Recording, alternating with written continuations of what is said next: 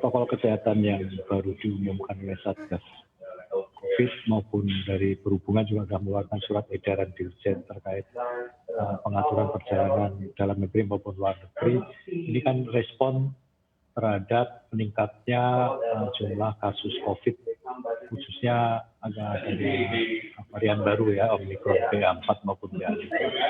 Jadi ya ini hal yang wajar dan memang negara atau pemerintah harus melakukan itu supaya jumlah kasusnya tidak meningkat lebih banyak lagi. Saat ini kan beberapa minggu terakhir di atas 2.000 lah, bahkan mendekati 3.000 kasus harian per hari. Jadi ini adalah seperti yang dilakukan pada saat kasus Delta tahun yang lalu ya. Tentu pemerintah telah melakukan upaya-upaya pembatasan perjalanan, terutama melalui screening atau tes dengan syarat-syarat tertentu seperti tadi telah dibahas, baik untuk transportasi udara maupun transportasi lain. Memang untuk transportasi udara ada kekhawatiran jumlah penumpangnya mungkin akan berkurang dengan ini.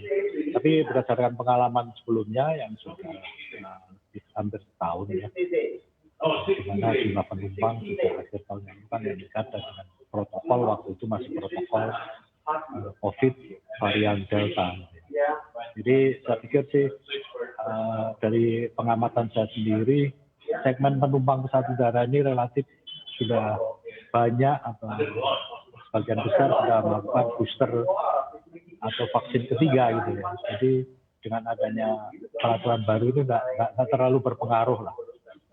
Jumlahnya akan turun signifikan. Mungkin iya pada saat awal.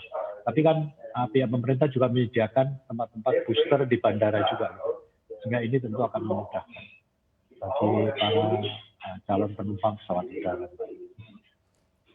Baik, Pak Bayu, lalu bagaimana tanggapan Anda mengenai pelaku perjalanan luar negeri yang baru saja menerima vaksin dosis pertama begitu Pak? Ini kan ada wajib karantina juga, Anda sendiri melihatnya seperti apa? Apakah ini juga akan mengganggu jumlah pengunjung atau juga seperti tadi kan Bapak bilang Bapak tidak ada kekhawatiran ya mengenai jumlah penumpang gitu. Anda sendiri melihatnya seperti apa Pak?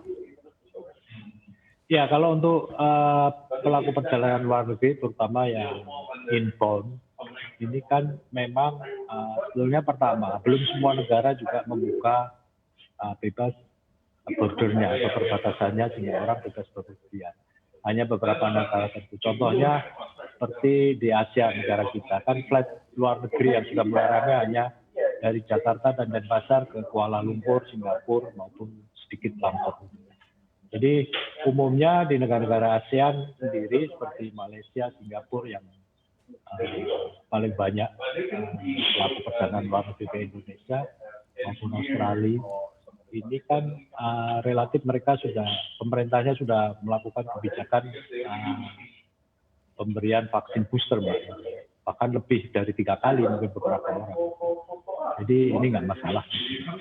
Kecuali untuk traveler atau pelaku perjalanan dari negara-negara yang tingkat vaksinasi pemerintahnya belum semaju negara-negara lain.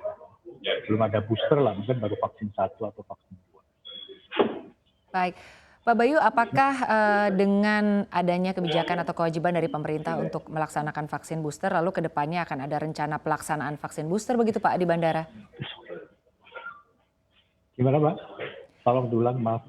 Iya, apakah ke depannya begitu Pak akan ada rencana pelaksanaan vaksin booster di bandara? Iya Mbak, jadi yang kita dengar dari beberapa pihak bandara, pengelola bandara ini akan menyediakan fasilitas vaksin booster di bandara-bandara tertentu di keberangkatan, khususnya bandara-bandara yang sibuk ya, lebih sibuk selama ini. Dan juga kelihatannya pihak pemerintah pusat pun sudah mengimbau kepada pemerintah daerah untuk memperbanyak tempat-tempat vaksin booster sehingga mudah diakses lah. Jadi memang kelihatannya menurut saya sih kemarin sempat agak longgar ya aktivitas atau intensitas untuk vaksinasi boosternya ini. Padahal ini perlu sekali ya, bagi COVID ini kan belum selesai, masih muncul varian baru.